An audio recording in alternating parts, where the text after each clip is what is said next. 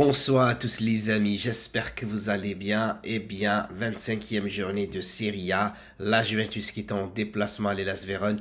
Malheureusement pour nous, quatrième match de suite sans victoire. La Juventus qui revient deux fois au score face à l'Hellas Vérone. Score final 2-2 grâce à Vlahovic et Rabiot. La Juventus est revenue au score, mais les amis, c'est une catastrophe. C'est une catastrophe parce que le Milan AC nous colle au pare-choc arrière et devant tu as l'Inter de Milan. Eux, ils se sont complètement envolés puisqu'ils ont 7 points d'avance ou 6 points d'avance sur nous. Sachant que l'Inter ne perd pas beaucoup de matchs cette saison, l'Inter est très solide en termes de jeu, en termes de but, en termes de spectacle. Chose que nous ne savons plus faire depuis 4-5 ans. Et encore une fois, tu as un coach catastrophique en conférence de presse d'avant-match, là où il dit que la Juventus, ça fait à peu près 1000 jours que la Juventus, enfin je crois qu'ils l'ont posé la question, mais tu as des journalistes bons, mais tu as aussi des journalistes débiles, ils sont là à le défendre, alors que un entraîneur est là où il reste coach d'une équipe seulement si l'équipe tourne bien. Sauf que nous, depuis 3 ans, on ne gagne pas un seul titre. Et c'était là la question, c'est est-ce que la Juventus peut continuer 3 ans ou 4 ans de suite sans le moindre titre. Il dit pour lui tout va bien. Pourquoi tout va bien?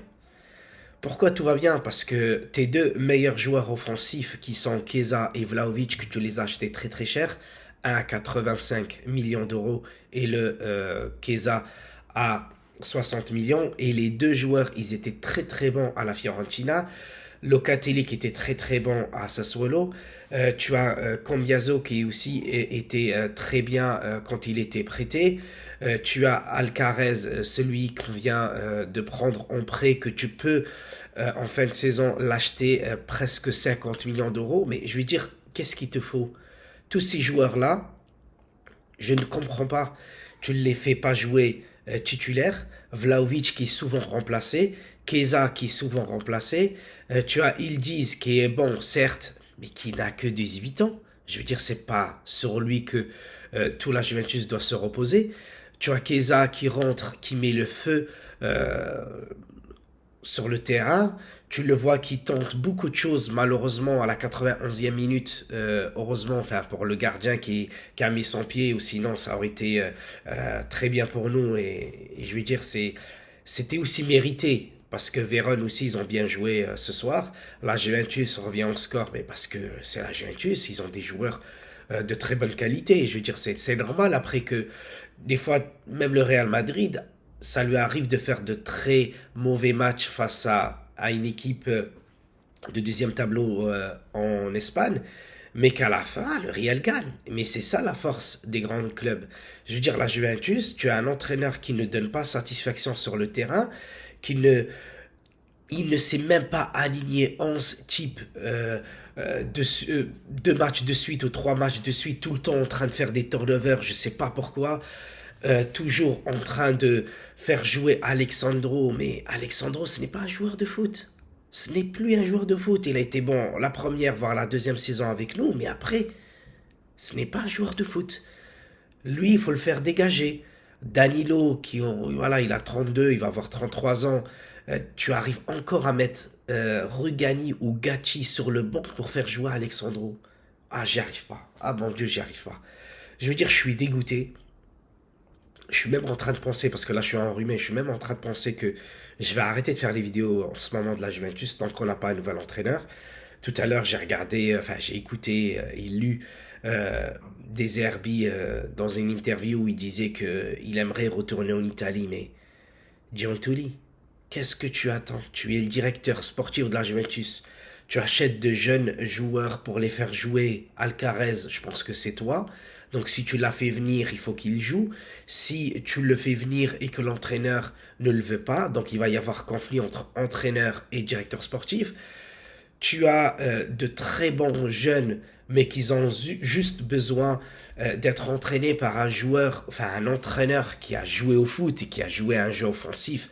Et même si tu n'as pas joué au foot, mais au moins tu sais que le jeu offensif, c'est ce qui va t'emmener plus de spectateurs dans le stade et ce qui va emmener en plus de gens à regarder les matchs.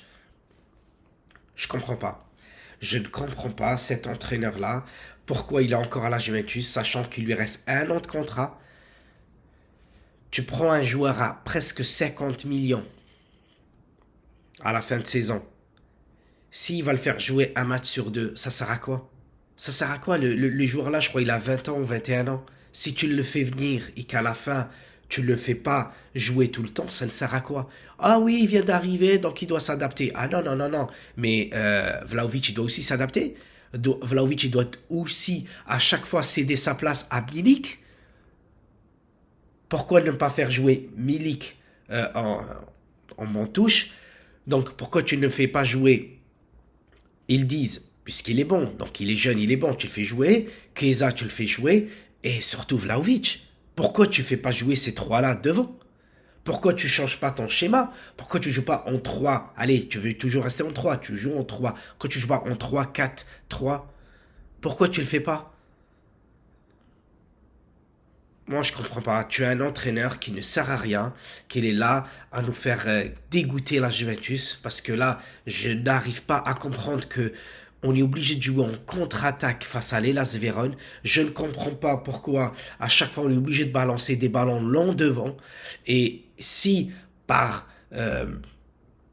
bonheur, ça arrive sur Vlahovic ou sur Milik, il fait une petite talonnade ou une petite passe en retrait, et puis t'as Chiesa qui court en flèche vers le ballon, ou bien t'as Yildiz, ou bien t'as Rabiot, et comme par hasard, eh ben ces joueurs-là, ils n'arrivent pas à prendre le ballon, donc ils le laissent à l'adversaire continue à faire ses attaques, et nous on est là en train de râler parce que Rabiot n'a pas su prendre le ballon comme il faut, ou bien Yildiz n'a pas pris le ballon comme il faut, ou bien encore Chiesa, il n'a pas levé la tête quand il avait le ballon, il courait vers le but adverse. Moi, je comprends pas. Donc, au lieu de parler de tactique, de technique, de comment nos joueurs se déplacent sur le terrain, comment ils font de bonnes transversales et comment ils reçoivent le ballon, comment ils contrôlent, comment ils éliminent les adversaires, comment ils construisent une action digne d'un grand club, eh ben non, on est toujours là à dire, ce match-là, on est encore dégoûté devant la Juventus de Turin parce que la Juventus le déçoit, parce que notre entraîneur est dégueulasse et je ne comprends pas parce que nous sommes un club on va dire, il ne manque pas d'argent. Tous ceux qui vous disent, la Juventus ne gagne pas beaucoup d'argent, certes, en ce moment, elle ne gagne pas beaucoup, mais la famille Agnelli, Elkan, ils sont là à mettre de l'argent chaque année, au moins 200 millions chaque année, que ce soit pour les transferts et aussi pour renflouer les caisses, parce que des fois tu es en déficit en fin de saison, parce que là tu joues pas la Ligue des Champions. Je veux dire, nos propriétaires, ils sont bons, c'est-à-dire ils sont là, ils aiment le club, ils donnent de l'argent. Mais après, si tu as un mauvais président, parce que notre président, il ne sert à rien, on est bien d'accord. Donc on a un directeur sportif, ben, maintenant il faut qu'il ose. Il faut qu'il ose dire à Allegri, non, l'année prochaine, tu ne prolonges pas, mais l'année prochaine, tu ne restes pas. Je te donne ton dernier salaire de l'année, et puis tu vas en Arabie Saoudite, au Qatar, tu vas dans un autre continent, et tu vas entraîner une autre équipe, et tu nous laisses tranquille. Et du coup, là, la Juventus peut construire avec Thiago Motta, avec Italiano, avec De Zerbi. Bon, mon rêve, c'est De Zerbi. Tu as encore Conte, Kili. Bref, tu peux faire ce que tu veux, mais tu ne gardes pas Allegri parce qu'il est dégueulasse. 9 minutes, les amis, que je parle de la Juventus, et 9 minutes, les amis, la rage que j'ai là dans mon cœur ne baisse toujours pas. Voilà. Parce que c'est un entraîneur qui te gâche 1 heure et demie de match. Et en plus de ça, tu vois des fois les messages défiler. Oui, mais Allegri nous a fait gagner des matchs. Mais Allegri, il a fait quoi? Il a fait 460 matchs en Serie A ou à la tête de la Juventus de Turin. Et qu'est-ce qui s'est passé? Vous croyez quoi? Vous croyez qu'il a gagné 400 matchs de sa vie? Allez, donnez-moi 10 matchs où la Juventus était très très bonne sous Massimiliano Allegri, où la Juventus a gagné quelque chose. Vous allez quoi? Vous allez remonter il y a 5, 6, 7 ans? Mais ça ne sert à quoi? Ça ne sert à quoi sur les 3 dernières années? On a été bon contre qui? Contre qui? On a perdu pratiquement contre des petites équipes, on a pris des claques et des gifles par les grands clubs, et aujourd'hui, on est deuxième parce que la Roma n'y arrive toujours pas, parce que le Napoli de l'année dernière n'y est pas, parce que l'Atalanta d'il y a 2 ans, ils y sont pas. Donc c'est normal qu'on est devant.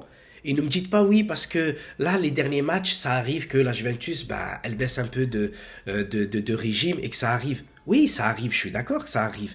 Mais pas comme ça. Mais pas, mais pas, mais pas que tu gagnes des matchs difficilement face aux petites équipes, tu fais une bonne prestation aller face à une équipe moyenne, mais dès que tu arrives face aux gros, même si cette année c'était pas mal, mais parce que les joueurs ils étaient sur une bonne dynamique. C'est tout. C'est les joueurs qui étaient sur une bonne dynamique et c'est comme ça que la Juventus a gagné ses matchs. Mais là, c'est une catastrophe. Donc voilà, si les prochains matchs, vous voyez que je ne fais pas de vidéo sur la Juventus, vous comprenez pourquoi. Donc là, je vais faire des vidéos que sur eFootball 2024. Je vais faire des packs, je vais faire des matchs, je vais diffuser des matchs, je vais faire des lives. Mais la Juventus de Turin, tant qu'on ne sait pas si Allegri reste ou part, voilà, j'en ai marre. Allez, portez-vous bien les amis. Ciao, ciao.